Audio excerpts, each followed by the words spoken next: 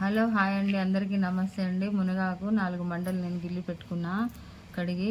ఇప్పుడు ఈ మునగాకు ఫ్రై ఎలా చేయాలో మీకు చూపిస్తాను. ఇదిగోండి ఫ్రెష్గా ఉంది, కడిగి మంచిగా గిల్లి పెట్టుకున్నా. ఇప్పుడు ఇది ఎలా చేయాలో మీకు చూపిస్తాను.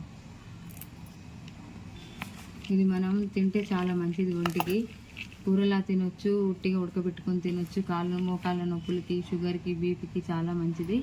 ఇది తింటే జుట్టు కూడా బాగా వస్తుంది. మీరు కూడా నచ్చితే ఇలా చేసుకొని తినండి, బాగుంటుంది. ఇది మునగాకు. ఈ మునగాకులో కావాల్సినవి ఎల్లిపాయలు, మినపప్పు, పల్లీలు వేయించి పెట్టుకున్న జీలకర్ర పొడి పౌడర్ ఒక 1/2 టీ స్పూన్ తీసుకున్నా. ఇవి 4 మనం మిక్సీ చేసుకుందాం. చేసుకున్న తర్వాత ఈ మునగాకు ఫ్రై చూపిస్తాం.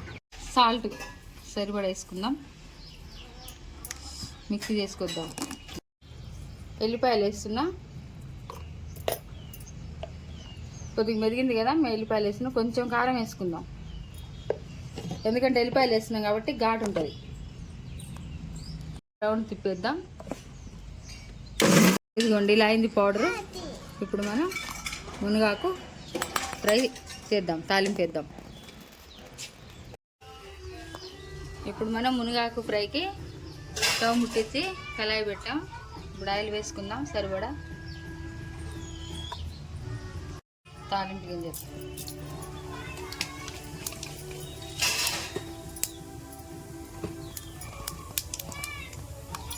కొద్దిగా పసుపు,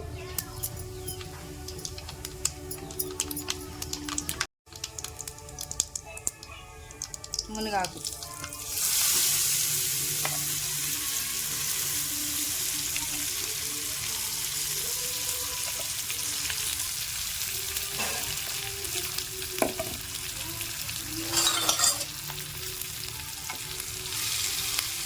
కలుపుకుందాం. నేను తాలింపులో ఎల్లిపాయలు వేయలేను, ఎందుకంటే నేను కారపొడి అందులో మొత్తం మిక్సీలోనే వేసాను.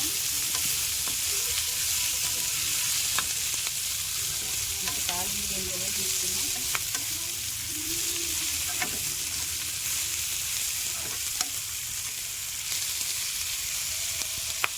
కొద్దిగా ఉప్పేద్దాం, అందులో వేసాను. బాగా ఫ్రై అవుతుంటే మంచి స్మెల్ వస్తుంది. అంతే కదా మరి, సూపర్ కుకింగ్. ఇప్పుడు మునగాకు ఫ్రై అయిపోయింది. ఎక్కువ ఫ్రై చేసినా కలర్ వస్తుంది కాబట్టి ఇట్లానే చేసుకోవాలి. వాటర్ అయితే పోయలేదు. ఇప్పుడు మనం పొడి వేసుకుందాం. మినపప్పు, జీలకర్ర పౌడర్, ఎల్లిపాయలు, పల్లీలు మనం ఏంటి పౌడర్ చేసి పెట్టుకున్నాం కదా మిక్సీ గిన్నెలో. ఇదిగోండి ఈ పౌడర్ వేసేద్దాం. ఇప్పుడు ఇలా అయినా వేసుకొని తినొచ్చు, లేదా ఇలా అయినా మనం కొంచెం ఉప్పు వేసుకొని ఒక ఎల్లిపాయ దంత వేసుకొని కూడా తినొచ్చు. మోకాళ్ళ నొప్పులకి, కంటి చూపుకి, హెయిర్కి, ఇంకా అన్ని రోగాలకైతే ఈ మునగాకు చాలా మంచిది. ఓపిక ఉండి చేసుకొని తింటే చాలా బాగుంటుంది. పిల్లలు కూడా తినొచ్చు, పెద్దలు తినొచ్చు, ఎవరైనా తినొచ్చు. ఇలా అయితే అన్నంలో తినొచ్చు, రోటీలో కూడా తినొచ్చు. చాలా బాగుంటుంది.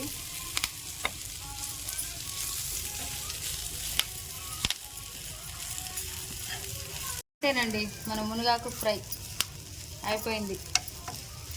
ఇంకా తినడమే లేట్. నాకైతే చాలా ఇష్టం. రెడీ.